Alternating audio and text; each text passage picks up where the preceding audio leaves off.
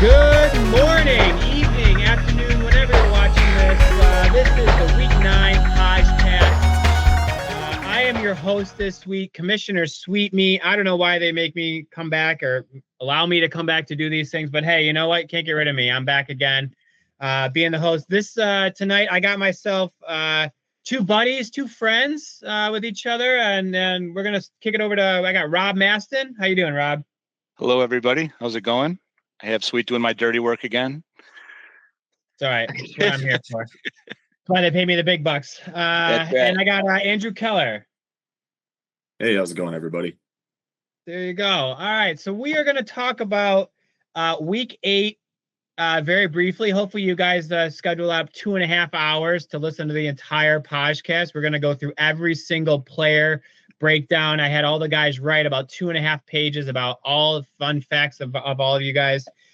So get ready for that 2.5 hour podcast. Here we go. You are not going to believe where Conco eats after every game. Where does Conco eat after every game? I think he goes right home, but now you just ruined it. I mean, what the hell? Oh my gosh, Angie's making up something for him nice, probably. If she isn't now, she is now. All right, so last week we had Week 8. We'll kick it off talking about that. Let's see. Let's go over to Keller first. Your game there was an 8-5 against the Sting. You took them down. You didn't score though. So what's going on out there? 8-5. Your team doesn't even need you. No, not anymore. I guess. No, I just burned up all my scoring at the beginning of the year. No, it was a good game. It always is against Dan's team and all that, and no, we never broke away. To their credit, every time we scored, they would answer right back, and it wasn't until the very end that we kind of got that little cushion there. I did not score, but I actually gave them the first goal basically by thinking I could get around Jeremy, and I shot it right at his stick on a freeze, and he got it and put it right over Brett. Sorry, Brett. But then after that, we kind of settled down. We always took a lead, but they would answer right back. Really good back and forth game. And then, yeah, it was kind of nice because we were able to close it out at the end and break away to get that 8-5 win. So really, really good one. One we needed because we have our next two games are against the team that we're tied with, this week for second. And then we play Vaders in the last week. So we really needed the wins when we can get them, just because we have two really tough ones coming up going into the playoffs. So that was a big one. And we're on a bit of a roll right now too, which is nice. Yeah, for sure. It was a good game. I think I was reffing this one. If not, I was at least watching it. For their Hook is still the fun fact about this one is Hook is still on 609 goals. He's not here this week for week 10, so he will still. Hopefully week 10 he'll get the 10th one. 6-10 week 10. But yeah, I'm glad we weren't the answer to a trivia question. So there you go. There you go. I like it. Maston. Yeah. Let's find your game here. So yeah. How was your game? How did your game go? Why don't you tell me? No, I don't want. No, go ahead. I don't want to talk about it. I don't want to talk about it. All about it. Who did you play? Who'd you play? We played a really good team. We played your team, obviously. Oh, you did. Okay. All right. You played my team. We scored a couple goals at the end of regulation, including an empty net goal, which was very rare. We couldn't have drawn it up any better than we did. And as Alex was going off the rink, he's like, "Oh, that was horrible timing." Just as he said that, we scored to tie the game up. And I'm like, "Oh man, this is good karma. This is good karma." And then overtime went as it does. We had our best guys out there against you, and I think it was Lacanina, right? Yeah. Correct. And you guys kept holding off, and then they put some slouch out there who got absolutely owned on the overtime winner. As Sweet got a loose puck in front of Alex that I should have cleared out, and Mr. Commissioner here, who for some reason I decided to use my podcast week to invite on the podcast, forgetting the fact that he absolutely owned me on the last overtime goal. As you can see him smiling there like the Grinch. They can't see me, so that's the good point about this. They can't see me. Only you can. Yeah, so I'm glad we got the point, but I felt so awful that we played such a good game, and I was one of the two out there, 4 players, and didn't collect that rebound to get rid of it. And Sweet stood on the door test up and made me pay. And Alex was mad at himself, but I say, no, sir, that was my fault. And I threw a couple passes down the middle. All right, we're not going to make this into the what did I did wrong, but Sweet, how did you feel that game went? I'm sure you thought it went really well. Yeah, my last week game, we absolutely smoked them. They weren't even on the same court as us. Like it was orange all game long. Barely stood a chance. Yep. Seems legit. It was a really good game. It was a good game. I like those games a lot when they are the close back and forth. It's like you don't want anybody to lose. You guys got the point that actually keeps you ahead of us for 8th. We're both battling for 8th. Yeah, it is. You are still 1 point ahead of us for the 8th spot. I like those games. Anytime that it is a 1 or 2 goal game and it's back and forth, clean. Those are always fun games. Afterwards, I'm like, man, I could play this game every week. It was a fun game. We've had 2 really good matchups against you guys. We took you the first time, got you the second time in overtime. But yeah, you guys came back, I think 3 in the third there with like a couple minutes left. And yeah, pulling the goalie, that rarely works. And rarely works. And it was funny because last year Keller and I both had Brad to like bail us out of any. I think he scored like 3 or 4 overtime games last year. Brad Haynes. So we're just like, all right, we got it to overtime. Brad, you just take over. And unfortunately, it got down to me going out there. So I do apologize against my team. Oh, that's all right. Yeah, it was a good game. So those were the 8:30 and 9:30 last week. The 6:30 game was the Manitoba Moose took down the Phoenix Coyotes 13-7. In that game of note, we have had an injury to Paul. Paul hurt himself playing ice hockey in one of his 15 other leagues. Rest up. Hope you feel better and heal up. Hopefully he can still be okay to play for Team Canada that he got that he made the team for. So hopefully that isn't really, but tough injury for him. But we subbed in Jake Shamali. He was a rookie last season. Didn't play the first half of the season this year. He was a little banged up himself, and then he messaged a couple weeks ago, said he was healed if we ever needed a sub. And I said, you know what, we do. So he is going to sub in there to finish off the season for Paul.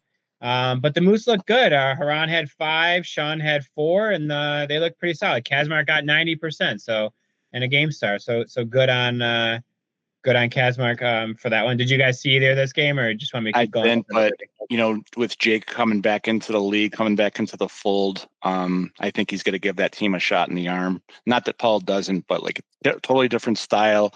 And you have Haran back there kind of playing the same style as Paul. Well, now that frees up Haran to play his own style, and Jake has his more of a breakaway type speed and stuff like that. And I think this team's someone to watch now for sure.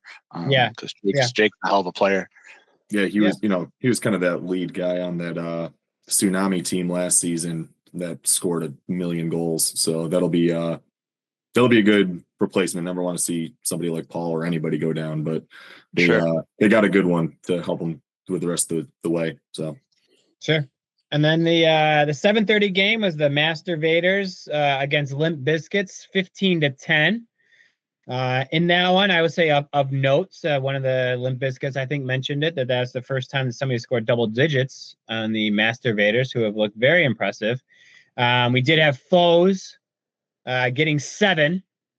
Wow. Stephen Foes, not even John Foes. So vintage Foes. I don't know which one's older or younger, but one of the brothers, the younger brother beat the older brother. I don't really know. I didn't even ask. I mean, there's 1 million Foes that exist. Yeah. But that was a good game by Foes, 7 goals. So he showed little bro, big bro, whatever. Somebody answered that question there. The Duke had 5. And I want a name for this. So maybe somebody out there watching it, like John Gilzian had a goal, assist, and a penalty minute. Wow. I want like, you know, they have the Bobby Orr. Like I want Yeah, it one, used to be the Gordie Howe hat trick.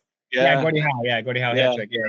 Yeah. I want something. We got to think of something for. Hey, that's does that a fish. lot. That's a fish and chips right there. It Is might what be it a is. fish and chips. Yeah, it might be. He does do that. You get a I know goal, you get an assist, and you get a penalty minute. You be like, "Hey, I'm he's out for some been much fish and better. chips." And him and I have had lots of talks about it. He's much better. I didn't even call this penalty, so he can't even blame me for this one. This one was not. I did not call this penalty. I know he's getting much better. Much appreciated. But yeah, that was good. Yeah, and George did the same thing. So I guess George and John got the 1-1-1. So Newberry's got a hat trick. Yeah, it was a good game. I did not ref this one. I was took this one off. It was a pretty good game to watch. Limp Bizkit, I think, scored a couple towards the end, and then the Vaders put it away. They got a little closer than the 5 goals, I believe. But yeah, it was a good game. I like their chance. I mean, it's hard to beat a team 3 times. They played them twice. They played them tough the second time. So we'd see if they meet up again in the playoffs. Any thoughts on this game you guys saw? Or? I mean, that was a fun one to watch from the stage. I mean, that felt like a playoff game, just because it was tighter. You know, a team was finally scoring on them. Like there was, you know, I heard Huron had to calm people down a couple times. You know, a goal that was called that maybe the people on the stage didn't think crossed the line. You know, it had a lot going on to it. And, you know, no offense to the Vaders, but their games really haven't been that fun to watch. This was one that was. So it was it was cool from that regard, right? You know, close. They broke away, but then Limp Bizkit's brought it back for a little bit. Like it was good. It was fun. It was a good game. Yeah, Master Vaders. Stop scoring so many goals, Master Vaders. Make your games more fun. Stop scoring so much. Yeah, that's exactly what I meant. We got to make things a little bit closer if we're going to watch the games, honestly. Yeah, sign the podcast. All right. Well, we're going to move this along. We still have another 2 hours and 15 minutes to go. Yes, sir. So we're going to talk a little bit. The conversation, the question of the week this week was brought to you by Rob Maston. And his question was, since it is the goalie season, that he thought, which goalie would you want to see play the floor? And then we're going to get into what floor player would be good at goalie. So we're going to start with goalie to floor. And I'll go first. I'm going to say my goalie to floor player, a lot of them have this season. One that I was corrected by Rob before we got on live, that he has once before. So the person watching can tell me if that's actually true, or maybe it was even twice, that I would say Alex. And Alex has said he hates running. And if he had to do that, he wouldn't do it. So I don't want him not to play, but like, Alex, you could do it. I know you can do it out on the floor. He also doesn't wear any pads. I don't know why the goalies who play on the floor don't wear the pads. Aren't you used to wearing the pads? He doesn't have anything on when he plays. You got to get you all suited up there, Alex. And then I think you'll be all right on the floor. But he doesn't like running. So maybe if we get into sled RFHL or roller, we get those like in the back, you know, in the back of those little scooters, the little plastic things. Maybe if we got those and some foam sticks, I think I could convince Alex to play the floor again for another season. But I don't ask him. I know he doesn't want to do it, so I won't even ask Alex to play the floor. Alex is playing goalie, and that's all. That's it. So, Rob, what do you think? Who's your goalie to floor player you'd want to see? So I'm kind of cheating here. I saw Chris play in the winter last year, and he was lights out into winter session. Could honestly give Frankie a run for his money from what I saw last year in the winter session. So in that vein, I've seen Conco and 2.0 do it for so long where they're good goalies and good floor players, but I think Chris could give them both a run for their money in terms of who's in the conversation for the best two-way player. I'd love to see Chris play goalie. I think that'd be kind of cool for the league. Yeah, to see him go that way. Yeah, he's a pretty good goalie in the Winter Classic. Sure, he joked about it already. I made a comment one week about, we'll have to see where he is next year, like playing the floor. And he's like, maybe I'll play goalie. It's like, okay, I don't know if that's. I don't know if he's a Matt McCartruck where like he used to play floor or like we used to, I don't know where he started, if he was a floor player or a goalie in prior lives, but my God, he's good at both. So, we're gonna have to vet these rookies a little bit more. Yeah. More questions. So Keller, who's your guy? Yeah, I mean, I've been played obviously nearly as long as you guys have in this league, so I don't know, all the who have and who hasn't played out, but I know in the short time that I've played, my least favorite goalie to play against is Mark. I think he's one of the few I haven't scored against. He's the one who knocked, Rob and I out of the playoffs last year when we were the 1 seed. Yep. Even our regular season games against him were tight. He's one of our losses this season when we played Phoenix. I just can never solve the guy. So, and I'm never usually on a team who can. So in that regard, I'll say Mark. Just get him out of there and let us score on whatever team he's actually playing on now. So I'm with you on that. I have seen all of the rest of the goalies play at least 1 season. I mean, Brett doesn't like to play the floor, but he has in the Winter Classic before. Yeah. Matt has played outdoors. I have never seen Mark run. Does Mark run? Mark, do you run? Do you run, Mark? Like, I would be interested to see how good Mark would be with a player stick in his hand. Maybe he's a wizard. I don't know. Maybe he has no idea what he's probably doing. Yeah, either he'd completely shock us with all that, or he'd just take over for Huron and Paul Fridman for the most block shots. Just he seems like he would be. Yeah. I agree. I think he'd be like a Paul Fridman type. I can see that. I could also see him having crazy good hands with some of the saves he makes. You got to have like good reflexes, and I think Mark would definitely have that. Yeah, for sure. All right, so if we're gonna flip it, what floor player should play goalie? Rob, I'll start with you. What floor player do you want to play in net? I took the most obvious one because I just actually had the privilege of playing with him. But Paul Fridman and goalie would be a sight to see. I mean, he has all those blocks. I'd like to see how many saves he could put up. It'd be kind of cool. I know back in the day, I've seen pictures of him and Brad used to play together in the driveway. I'm sure someone had to try and stop Brad as a goalie. So I would definitely like to see Paul Fridman, or okay. I think that'd be a sight to see. I don't know if it has equipment or what have you, but it'd be kind of cool. Hey, while we're having this conversation, I will say I have a full set of goalie pads. That is the league's. That is for the league. Paul. Donated by Scott Blasey from back in the day. I still have them. I have a chest protector, legs, blocker, glove, and a stick. If anybody out there wants to actually play goalie at any time, you got to provide your own cup and your own pants. But hey, I got everything else. Like you just. I actually played one game as a goalie. Actually, when Kazmark made his debut as a goalie, the opposing goalie was me, and Kazmark had the goalie. I did not. I didn't do awful. I think I gave up like 11 goals or something like that. It wasn't awful, but I think it was on 12 shots. Yes, that's true.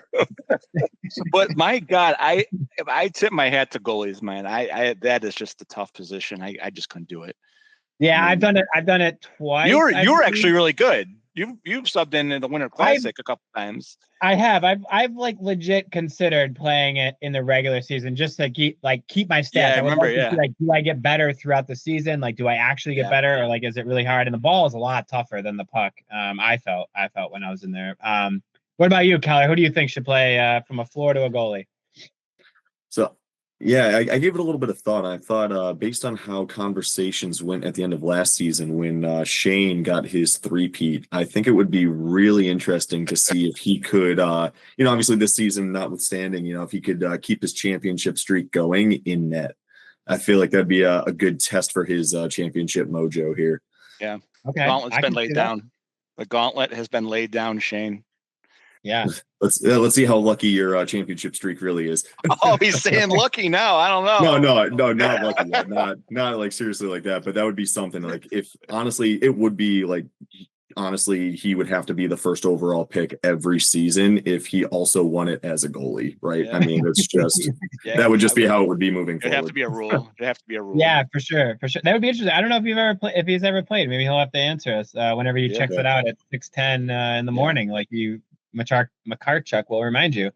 All right, so my player, we were kind of we chatted before and we picked the guys out, but I went with I would go with Cannonball Kurt because I don't know whether or not I'd be terrified or scared or like what I feel like sometimes he does like run at you and kind of like yell. Like would he do that in net? Would he flail all over the place? Like would he like would a stick save be like a slap shot the other way? You know what? Would you always have to be ready? Like stick save and he shoots it all the way down the net. I don't know what he would do. Yeah. Yep. I don't know. I would not go I'm near not that sure. crease. I would not go near that I crease. wouldn't That's go all near I'm the crease saying. either. He would clean you out of that crease. You would not be standing anywhere near that He would crease. let you Not know that is my crease, and you are not allowed near it. absolutely. He might hurt himself, to be honest. I think if he's watching this, when he watches it back, I think he would say he would hurt himself doing this. But I think other people would get hurt. Just steer clear. Just watch out. But I would see Kurt. My other one was Bill. I think I'm just gonna throw like Bill Smith. You should be in net, Bill Smith. Why not? Give it a shot. Yeah. I mean, I'd like to see what other people have to say on this one. This is one of those questions where it's like, I'd like to see what people have to say about, like I think Newberry played goalie at one point during the Winter Classic. There's a lot of people who've been like, oh, I got to try doing it someday. But once you do it, if you're me, if you're like me, you're gonna be like, dude, that was exhausting. Alex says he doesn't run, but like playing goalie is probably what keeps him in such great shape. It's so tough to do. It really is. Yeah, we've had a lot. Like, I'm gonna go through the roster real quick, and then we'll move on to week 9. But I mean, Newberry's played in net. Anders has played in net. Bob Hartman has played in net. There's 3 on the Iron Throne. The Limp Bizkits, wrong team. That have played on there. I don't think. Let's see. Jesse used to be a goalie. Yeah, Jesse played in net. Before Whitmire played in the Winter Classic. That's right. K-Flow, the OG. The OG Flowey. I don't know where we got that name from. I don't know. Yeah, K-Flow with the Flowey. Had to do that. Dave Foes on the Moose. Foes. Yes. Playoff Foes. Jake Shelton used to play goalie. Jake Shelton played a couple seasons in net there. I know Austin. He hasn't played for us, but he mentions he's played goalie before. So he's been on there. And then Kenton over there. Almost everybody's got a guy who has played a season of goalie. I know Ramsey. He's not in this season. He's played before. That's how he started off, right? He started off like, at least for when I played, it was like the first 5 or 6 seasons. Ramsey was a goalie. Yeah. I believe so. Yeah. All these guys, Keller has no idea who we're talking about. We're just reminiscing from old. I say next year we put in a wild card. We're Steve Schultz. He used to be our goalie. Speaking of Henrietta. Oh, Steve Schultz. That's right. Used to be goalie. Yeah, he used to be my ice goalie as well. He is no longer. Yeah, he is no longer our ice goalie, and we are now winning a lot more games. Love you, Steve. But he also, before he completely left, he kind of relegated himself to playoff coach. He'd get us to the playoffs, and then let one of the students play for us instead. And then I did know he used to play there. I think he's too busy like running the country or something, whatever he's doing. These sounds days. right. Sweet. He goalie for our Pinnipeds team too. So he played both. Yeah, we won a played ice hockey for the Baldwin put together a team one year with KJ Lacanina, Newberry, Bill Smith, you and me, and he was our goalie, and we still did all right. We still did. He made the saves he needed to. So I miss playing. I miss playing with the Pinnipeds. I also wanted to throw out this, Sweet. I didn't talk to you about this before, but. What if we did it? We got 2 hours. I know. But like one season we have your 8 established goalies, and then like some of those wild cards, you could put them in goal if you had to. That would be kind of cool to try that one year. We would let the Flowey rule happen. It would be kind of a wild season, like because you could pick like somebody like Frankie. You'd be like, oh, Frankie plays floor, but you can put him in goal sometimes if you wanted to. It'd be like a weird. Like, where am I going to draft him? Because he could play goalie or not. It's a little crazy, but Sweet's looking at me like, shut up. No, I'm going to be the one that has to figure out who's goalie and where. You guys are always like, you'd have to have 8 established goalies, obviously, but then you'd be able to like sub them in and out. But it would be tough to do. I'm just a dreamer. All right, quit dreaming. I got 2 hours left. True. 2 hours. Sorry. All right, so we're gonna move on to week. Rob wants us to move along, so we're gonna move on to week 9 here. We're gonna talk about the standings here. Hopefully, this pops up. I have no idea how to work this thing. There. All right, there we go. All right, so we got currently the standings. This is up to date here. We have the Masturbators in first, and I believe with their victory last week against the Limp Bizkits, they are the official 1 seed. There's only 2 games left, and the most they can lose is 2 games. So they are your number 1 seed. But tied for second is the Limp Bizkits and a tribe called Quest. You mentioned, Keller, you got to play them again, I believe. This week is basically going to decide who is now in in the driver's seat for the 2 seed. Then you have the Moose there with 2 overtime losses, kind of sneaking in there with the odd amount of points, but that helps them right there. And then you have the Phoenix Coyotes and Sarnia Sting tied there 3 wins, and then you got the Iron Thrones with that, like I said last week, Masson, that overtime loss got you the 1 point at 7, and then Good Morning Vietnam down there at 6, 2-6. Other than the Masturbators, the rest of the teams are very evenly matched. You even mentioned you guys lost to the Coyotes one time. Yeah, it's pretty. We have only beaten the Iron Thrones twice, so we are not doing that great. But we like playing against the Iron Thrones, so thanks, Rob. You're welcome. I'm always happy to help. Our 2 wins. So hopefully we can get a couple more wins here and shake up some of these standings coming up from the bottom. But there's your standings there. The tiebreakers listed there are points and then head-to-head. The head-to-head works if you have 1 game against. If you split, then we move on to the next one. But if you have 1 game against them or you won both of your games against that team, if there's 3 teams, you got a child running behind you. If there's 3 teams tied, I think I do goals for. I think I forget the tiebreaker. Somebody once a while ago, Pete R probably did the head-to-head and had a crazy contraption math problem. Math ain't mathin' for me to figure out if there's a 3-way or 4-way tie, who's where. I just go by goals for because that's just easier and everybody can see it. Yep. There. So that is our standings. For there. So now we're going to move into, I'm going to try this again. Let's see. Can I stop the sharing and pull up something else? Yep. Let's see. We're going to get into this week. Let's see how I did. Oh, man. Where is it? Why isn't it on there? There it is. Bam.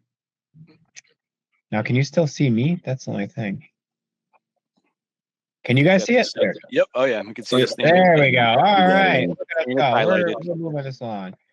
Show my screen anyway. Okay. You guys can see it? Yep. Awesome. All right. Okay, cool.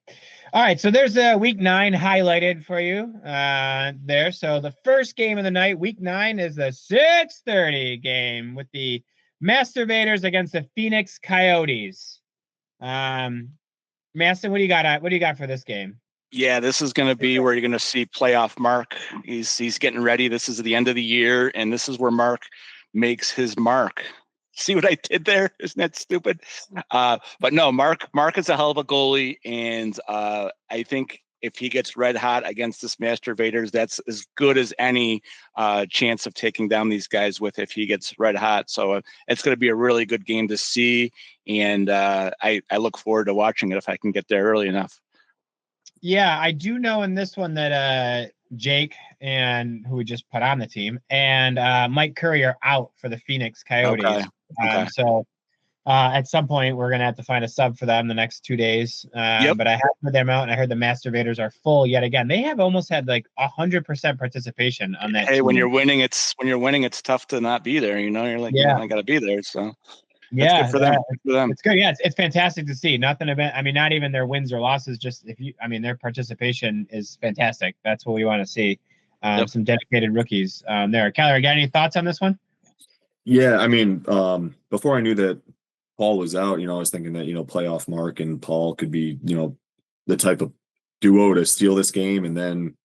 When you guys told me that Jake was subbing, I was like, Jake could score too, so he could sub right in for Paul, and now he's not going to be there either. So, I didn't know that. Yeah, I mean, this is going to be one I can't see a low scoring game for Masturbators happening, but that's going to be the way that Phoenix can pull this one out, because outside of Paul, the scoring's not very high for them. Not saying that Kyle and Brian can't step up and score some goals, but it's just. Looking at the current stats, that's kind of just the reality of it right now, right? I mean, their first matchup was close. I was looking at some of the old scores, and it was only 9-5. That might be the only game where Vaders didn't hit 10 or double digits, right? So even in week 2, Mark was keeping them in check compared to how the rest of the season's gone for him. So, maybe playoff end of season Mark keeps it to even less than 9, and then Phoenix has a chance. So, it should definitely be a good one. No matter how it goes, like I mentioned earlier, I think Jake will be a good fill in for Paul there. It's a shame for Phoenix that they won't be there. He has an awesome shot, so I feel like he could have had, the type of game or shot to kind of solve 2.0 a little bit and maybe give them that early lead that, Vaders aren't used to playing from behind, but obviously that's not going to be the case. So I don't know if we're doing predictions yet, but I think, Vaders will pull this one up. But yeah, it will be, considering how the first game was really low scoring too. I mean, this one could be, and maybe Phoenix does pull it out, but I'd still have to tip my hat to the Vaders on this one. Yeah, for sure. I agree. I agree with your points. Yeah. I think you could sneak one out there, but you got to head to full 45-minute team effort to get it on there, to get one on the Masturbators for sure. So I would also chalk it up to the Masturbators. Even with Phoenix missing some players, we're gonna have to find them a sub, see who we can get, try to make it a competitive game for the players that are there and keep it fun for everybody involved. But yeah, I do think the Masturbators will take this one late. For sure. I do think Phoenix could hang with them for a period and a half where maybe it's a 1-2 goal game halfway through the second, and then you're going to look at the score and it's going to be a 7-goal win for the Vaders, and you're going to be like, wow, it wasn't even close. And it's like, well, the Coyotes hung around for a while. So, yeah, that's where I'm at with that one. 7:30 is Good Morning Vietnam versus Sarnia Sting. This is my game, so I'm the expert, sort of. About it. I know that the Sting are missing some players. They are missing Dan Hook and Cody, who got injured last week, which I will say a good opportune time to say, and I'll probably say it before each of the games, that we just got to be mindful of like where we are on the court, where you are on the court, and where other people are on the court. Just make sure you're keeping your head on the swivel. Accidents and bumps and bruises and things like that do happen.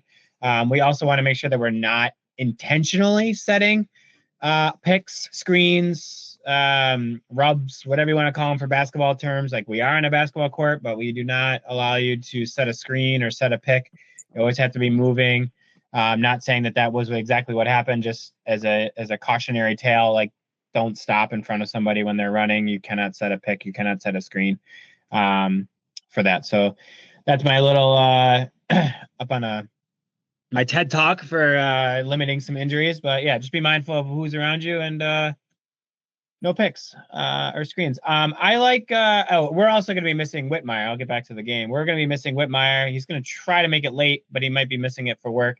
I don't know who else does other things on Wednesdays besides RFHL, but seems I would say it's very suspect. Last week was a good week to get back into some soaring. I had talked to my team and I said, we have the lowest shots of all the teams through week 8. We were at the bottom of the barrel for the number of shots on goal. And I implored the team to shoot. Dave King was saying, hey, if you're inside the red box, shoot it. And what did we do? We led the league last week in shots. So I think if we can do that again, that seemed to work out pretty well because we got the victory. So I think we need to just make sure we shoot a lot. Even if it's a bad shot, who knows? It could deflect off somebody, go off somebody's pad, hit off the back wall. Easy for a tap in. King had 4 goals and like 100 shots. He should probably do that again. This is a fun team to play against. It's a bummer that we're not going against Dan. I do like to go against him as a personal rivalry. We have good matchups against each other. We have really similar styles. But I do like our chances in this one, given that the Sting are going to be adding a player or two sub. Still working that out. So maybe just the chemistry of the team might be off a little bit, where we should have everybody besides Whitmire if K-Flow decides to show up. But yeah, I think we're going to win it. They beat us by 2. I say we're going to win this one by 2, but man, I don't score well on Conco. He comes off and cuts out those angles really well. So he's probably got my number. And you said, Keller, you said Mark has got yours. I don't really score that well on Conco. So we'll see how well I do. But I like us taking this one 9-7. Going to be my prediction. Nice. You guys got any predictions on this one? No, I will. It's so many different wild cards in this. I'm just going to let it slide. All right, let it slide. That would be a fun. That'd be a fun result, though. Like you kind of alluded to a couple minutes ago, for the sake of standing shakeups going into the playoffs. So yeah. I'll back that choice just for standings anarchy, basically. Yeah, some chaos week 10. That's what we're trying to go for. That's Yep. what we're here for. So, Yep. All right. 8:30. 8:30 is the Manitoba Moose versus the Iron Thrones. Maston, this is your game. Who you got? What That you is got? my Tell us game. all about it. Well, I definitely won't be making any predictions, but I do know that we were able to I'll edge make a out. prediction. We were able to edge out the Manitoba Moose last time, and from what I remember, it was Haynes, Bob, and Brad were both coming off of a hockey tournament, and there was somebody else that I believe had a rugby tournament, so they were not in the best shape that we played them last time. So I think they're really going to give us a strong showing this game. I really do. Their defense, I've seen them play some other games. I think they're going to give us a really good game, but I am not in the service of betting on my own game. I don't want to be like the Cleveland Guardians. Wow, that was a good little I did see that. That is a wild story. There is a lot of illegal betting going on. I will not be taken down by RFHL management by betting on RFHL hockey games. I will not do it. I won't do it, and you can't make me. We do not have any. You cannot bet on our games, thankfully. Last time you guys knows about a site that does have odds. We have to figure out what site that is, Rob. No, we don't. Yeah, last time you guys took them down 12-5. You guys kind of spanked them. Alex had 90%. Frankie had 5. Some guy named Maston had 2 goals and an assist. I mean, yeah, that was a good game. We played well that game, but like I said, I could definitely tell that something was off last game. And then they told me after that there was some weekend tournaments that they did. So I was still happy. I mean, that's a really good team that we played, but having played with Brad last year, I knew it was not the full Brad experience, and I don't want to say anything to make Brad mad. He's going to do something to us this week. So I will. I think you're going to win. I think you're going to win. That's going to be, you guys are my upset pick of the week. I think your style, like you guys play a little more, a little quicker, a little more run and gun. I don't want to use chaos because you guys know what you're doing out there, but I think it's a little bit more frantic and a little bit all over. And I think that doesn't suit well for the Moose, for how they play more structured. We'll use methodical to compare for your chaos. So I think you're going to get the upset. I think you're going to beat them again. That's my upset special of the week. The rest of my team may know what they're doing, but I don't. You know, sweet. You know. Yeah. I'll call it. Yeah, I'll call it. That's upset special of the week. So go ahead, Brad. He doesn't even watch this.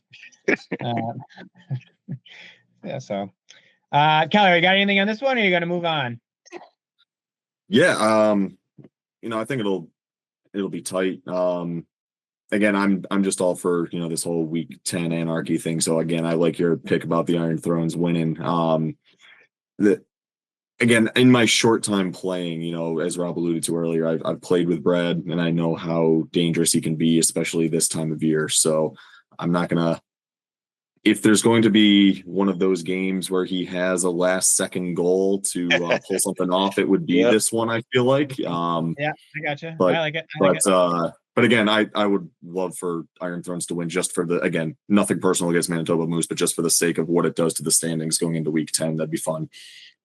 Anarchy. Let's do it. Anarchy. All right. So speaking of the standings going into week 10, let's see how you play this win, Mr. Anarchy. Limp Bizkit. This is RFHL. RFHL After Dark. We got the Limp Bizkits going up against your Keller, A Tribe Called Quest. So why don't you tell us all about this game and give us a prediction, if you dare? This is a big one. I mean, honestly, for just for standings, I mean, if we pull this one out, now we're tied, and then it's going to go to goals 4, which they've got us on, right? So I am not by any stretch going to say that we're going to outscore them. I mean, they're ahead of us by at least 12 goals right now. So that's not, even when I pick us to win here, like, I'm not gonna say we're going to win by 12. That's not going to happen, but it's going to really set up an interesting week 10, but a loss and we're at best third. So this is a really big game for us. I unfortunately didn't play the first time we played these guys. I know it wasn't one of our better games of the year, but we were got some stats from earlier. We were outshot 71-56. Brett still had a good game to keep it relatively close, but it'd be a 14-6. So we can we can definitely do better than that, especially the way we've been playing recently. I think the thing that we got going in our favor, and you guys can fact check me on this if you want, but I think, and I'm going to hang my hat on this because this is something that we even have over Vaders. We're the only team where all 6 floor players have a hat trick at least once this season. So I believe that. I believe it. So the way that things have been going, you're giving me a little bit of grief about not scoring last week and still winning. And I'm the 5th rounder on the team, right? But we have a really well-rounded team. Yeah, Brett did a really good job constructing this one. So I think, and obviously this is easier said than done, but if we can contain foes to even just a little bit less than his per game rate here, I think we'll have a good shot. It's fun looking at this, the stats and seeing 4 of our players before the second Limp Bizkit's player. So, we're really well-rounded. Even when Furlano's only getting 2 goals, it's being picked up by someone else. Westgate Matt's had a hat trick, a couple weeks ago. Matt's a great goalie, so we're gonna have to figure that out. But I like our balance, especially the way that we've been playing the past couple of weeks. So I think we could definitely pull this one off. It's going to be close. Again, it's really going to come down to how much we can keep foes. He put up 7 against us last time. He had half their goals. If we can even keep them to 4 or 5, I think we have a really good chance to, keep everybody else in check and pull this one off. I'm going to say something like 10-8, something really close. Yeah, I've been surprised. You mentioned the score, and I've been surprised because, even the last. On paper, I'm reading it and I'm looking at the stats from last time, and I'm like, yeah, this this could easily be an overtime game every single time you guys play. And the first one was 14-6. Dang, and even Iron, going back to Rob's game, the Iron Thrones and match. That was 12-5, and I'm looking at the rosters and I'm like, this should be these should be 1-goal games. I felt like there's a lot this season that were like, oh, these are evenly matched. It would be a 1-2 goal game. And it's they win by 10. I'm like, what? Yeah. How did that happen? I had to work. We had a concert on campus that night. So I admittedly was during some downtime watching the stream and, having other people work for me. But it was kind of, it wasn't, a game that it was only game 2 at the time, right? But we had a really good, week 1 going into that. And it was kind of surprising to see how it wasn't even 14-6, kind of doesn't seem too bad. I know that's not a great score. It's, an 8-goal difference, but it was even worse than that at one point. I'm looking at the stats. We had a really good third period to kind of close the gap a little bit, but it did not look like a great game. I know I think they had their full roster that game. We only had 5. It's only week 2, so we weren't really up to speed yet, especially being down 1 player. So, hopefully we have everybody there, and that'll go a long way. And like I said, we're clicking a lot more than we have been since our last loss against Phoenix. So we're in a good spot. I think we can keep it rolling and going into week 10 with somewhat of a cushion, I guess, or at least at minimum, kind of wrapping up that 3 seed, which will be clutch going into the playoffs, if nothing else. Yeah, for sure. It's gonna be another good RFHL After Dark. Maybe that's what you need. The RFHL After Dark games are always real close, real good games. We've had a bunch of them this year. I'm gonna be. I've been giving Duncan a lot of my money. That one right on the corner this year. I feel like we've had a lot of 9:30 games, but yeah, I'm looking forward to another one. Awesome. Rob, you got any closing thoughts here while we round into our hour and a half left of the show? I know. I think we're on just starting on hour 2. But no, yeah, I think Andrew pretty much summed it up. He definitely predicted it, that he's going to win by 12 goals, and I'm going to see how they do. If that's what he's saying, I'm not a big fan. That's what we got to do to get that third tie break, because then we'll have a split, because then it's goals 4, right? So they're up. Yeah. Oh, sorry, they're only up by 8. So we only need to beat them by 9, not 12. Yeah. Okay. So that's a little more manageable. Got it. So he's going to win by 9. Okay. 9. Yeah. And then there's the factor that John Phillips will probably score 7 to 9 goals. So it's 6-7. Oh boy. Good setup there. Oh boy. All right. We got to end it on that. That's you know what? Cut the rest of the show. There's no need to do this show anymore. I did see something. I want to say, I've seen stuff like how the kids are all doing that. And like they said, ours was the D-Generation X when everyone was suck it. That was us as kids. And I was like, okay, yeah, I guess kids do silly Ours things. was way, ours was way worse. Yeah, ours is way worse than that. You can have 6, 7 all you want. I still don't even know what the hell 6, 7 means, but Me neither. I think I have kids that are half, pre-teenagers, so yeah, they would know. Yeah, be careful. Don't say it too loud. They're gonna yell it from yeah, upstairs. exactly. All right. Is it Wednesday yet?